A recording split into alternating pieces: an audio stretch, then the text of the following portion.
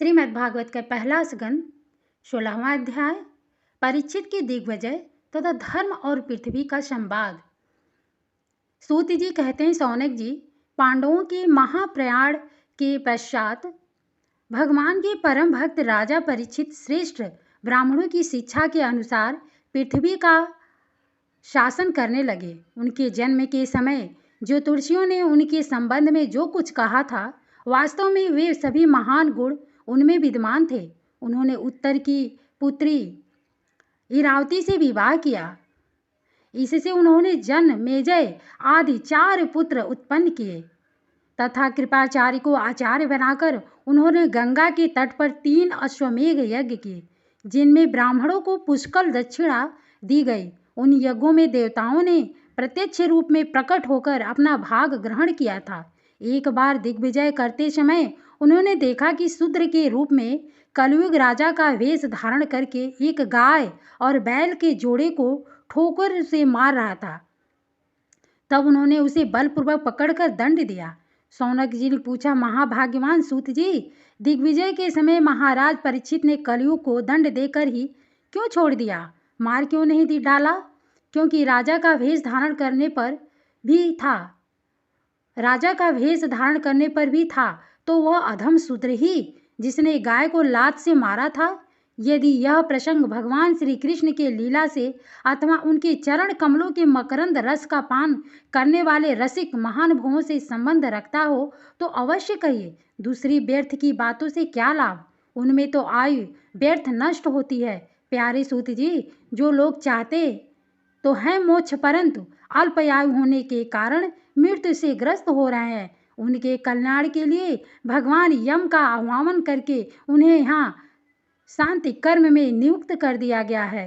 और जब तक यमराज यहाँ इस कर्म में नियुक्त हैं, तब तक किसी की मृत्यु नहीं होगी। मृत्यु से ग्रस्त यम मनुष्य लोक के जीव में भी भगवान की सुधा तुल्य लीला कथा का पान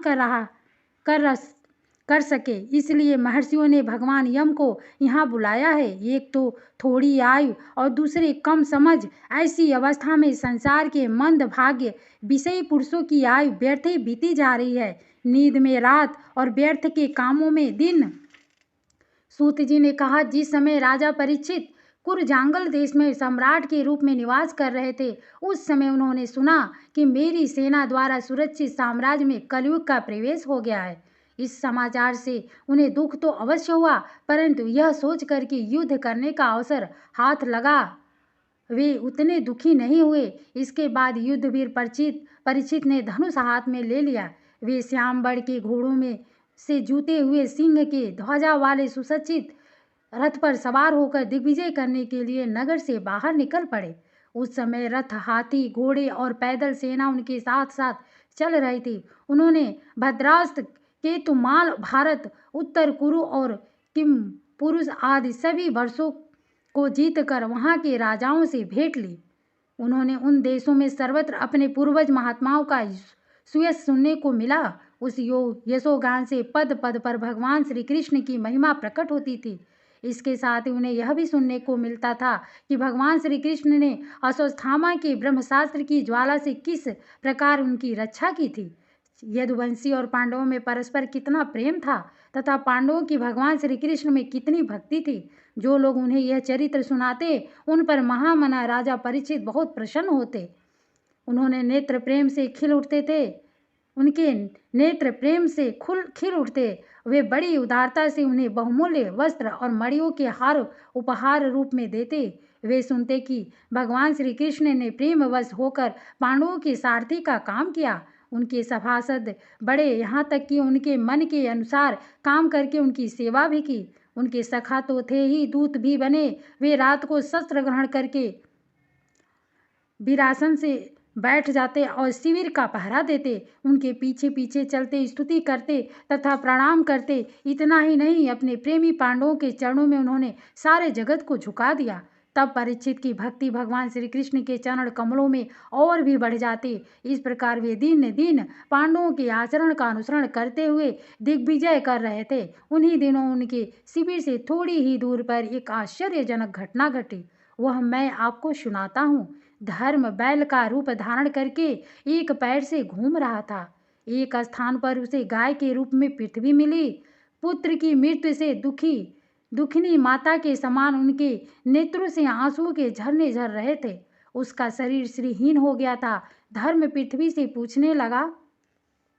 धर्म ने कहा, कल्याणी, कुशल से तो हो ना? तुम्हारा मुख कुछ कुछ मलिन हो रहा है, तुम श्रीहीन हो रही हो। मालूम होता है तुम्हारे हृदय में कुछ न कुछ दुख अवश्य है। क्या तुम्हारा कोई संबंधी दूर देश में चला गया है जिसके लिए तुम इतनी चिंता कर रही हो? कहीं तुम मेरी तो चिंता नहीं कर रही हो कि अब इसके 3 पैर टूट गए, एक ही पैर रह गया है? संभव है तुम अपने लिए शोक कर रही हो कि अब शूद्र तुम्हारे ऊपर शासन करेंगे। तुम्हें ही इन देवताओं के लिए भी खेद हो सकता है जिन्हें अब यज्ञों में आहुति नहीं दी जाती, अथवा उस प्रजा के लिए भी जो वर्षा न होने के कारण अकाल हवे दुर्भिक्ष से पीड़ित हो रही है। देवी, क्या तुम राक्षस सरीखे मनुष्यों के द्वारा सताई हुई अरिचित स्त्रियों और आर्त बाल लोगों के लिए शोक कर रही हो? संभव है विद्या अब कुकर्मी ब्राह्मणों के चंगुल में पड़ गई है और ब्राह्मण भी विप्रद्रोही राजाओं की सेवा करने लगे हैं, और इसी का तुम्हें दुख हो रहा है। आज के नाम मात्र के राजा तो 16 आने कलयुगी हो गए हैं। उन्होंने बड़े बड़े देशों को भी उजाड़ डाला है। क्या तुम उन राजाओं या देशों के लिए शोक कर रही हो? आज की जनता खान पान, वस्त्र, स्नान और स्त्री सहवास आदि में शास्त्रीय नियमों का पालन न करके स्वेच्छाचार कर रही हैं। क्या इसके लिए तुम दुखी हो? माँ पृथ्वी, अब समझ में आया हो न हो तुम्हें भगवान श्री कृष्ण की याद आ रही होगी, क्योंकि उन्होंने तुम्हारा भार उतारने के लिए ही अवतार लिया था और ऐसी लीलाएं की थी जो मोक्ष का भी अवलंबन है। अब उनके लिए सवरण कर लेने पर उनके प्रत्याग से तुम दुखी हो रही हो। देवी, तुम तो धन रत्ने की खान हो। तुम अपने क्लेश का कारण जिससे तुम इतनी दुर्बल हो गई हो मुझे बतलाओ। मालूम होता है बड़े बड़े बलवानों को भी हरा देने वाले काल ने देवताओं के द्वारा वंदनीय तुम्हारे सौभाग्य को छीन लिया है। पृथ्वी ने कहा, धर्म, तुम मुझसे जो कुछ पूछ रहे हो वह सब स्वयं जानते हो। जिन भगवान के सहारे तुम सारे संसार को सुख पहुंचाने वाले अपने चारों चरणों से युक्त थे, जिनमें सत्य, पवित्रता, दया, क्षमा, त्याग, संतोष, सरलता, शम, दम, तप, समता, तितिक्षा, उपरति, शास्त्र, विचार, ज्ञान, वैराग्य, ऐश्वर्य, वीरता, तेज, बल, स्मृति, स्वतंत्रता, कौशल, कांति, धैर्य, कोमलता, निर्भीकता, विनय, शील, साहस, उत्साह, बल, सौभाग्य, गंभीरता, स्थिरता, आस्तिकता, कीर्ति, गौरव और निरहंकारता, ये 39 अप्राकृत गुण तथा महत्वाकांक्षी पुरुषों के द्वारा वांछनीय शरणागत वत्सलता आदि और भी बहुत से महान गुण उनकी सेवा करने के लिए नित्य निरंतर निवास करते हैं। एक क्षण के लिए भी उनसे अलग नहीं होते। उन्हीं समस्त गुणों के आश्रय सौंदर्य धाम भगवान श्री कृष्ण ने इस समय इस लोक से अपनी लीला सवर्ण कर ली और यह संसार पापमय कलयुग की कुदृष्टि का शिकार हो गया है। यही देखकर मुझे बड़ा शोक हो रहा है। अपने लिए देवताओं में श्रेष्ठ तुम्हारे लिए देवता, पितर, ऋषि, साधु और समस्त वर्णों तथा आश्रमों के मनुष्यों के लिए मैं शोकग्रस्त हो रही हूँ, जिनका कृपा कटाक्ष प्राप्त करने के लिए ब्रह्मा आदि देवता भगवान के शरणागत होकर बहुत दिनों तक तपस्या करते रहे। वही लक्ष्मी जी अपने निवास स्थान कमल वन का परित्याग करके बड़े प्रेम से जिनके चरण कमलों की शुभग छत्र छाया का सेवन करती हैं, उन्हीं भगवान के कमल ब्रज, अंकुश, ध्वजा आदि चिन्हों से युक्त श्री चरणों से विभूषित होने के कारण मुझे महान वैभव प्राप्त हुआ था और मेरी तीनों लोकों से बढ़कर शोभा हुई थी।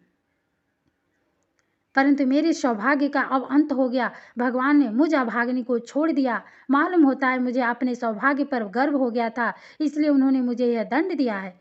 तुम अपने 3 चरणों के कम हो जाने से मन ही मन कूढ़ हो रहे थे, अतः अपने पुरुषार्थ से तुम्हें अपने ही अंदर पुनः अब सब अंगों से पूर्ण एवं स्वस्थ कर देने के लिए वे अत्यंत रमणीय श्याम सुंदर विग्रह से यदुवंश में प्रकट हुए और मेरे बड़े भारी भार को, जो असुरवंशी राजाओं की सैकड़ों अछोहिड़ियों के रूप में था, नष्ट कर डाला, क्योंकि वो परम स्वतंत्र थे, जिन्होंने अपनी प्रेम भरी चितवन, मनोहर मुस्कान और मीठी मीठी बातों से सत्यभामा आदि मधुमयी मननियों के मान के साथ धीरज को भी छीन लिया था और जिनके चरण कमलों के स्पर्श से मैं निरंतर आनंद से पुलकित रहती थी, उन पुरुषोत्तम भगवान श्री कृष्ण का विरह भला कौन सह सकती है। धर्म और पृथ्वी इस प्रकार आपस में बातचीत कर ही रहे थे कि उसी समय राजर्षि परीक्षित पूर्ववाहिनी सरस्वती के तट पर आ पहुंचे।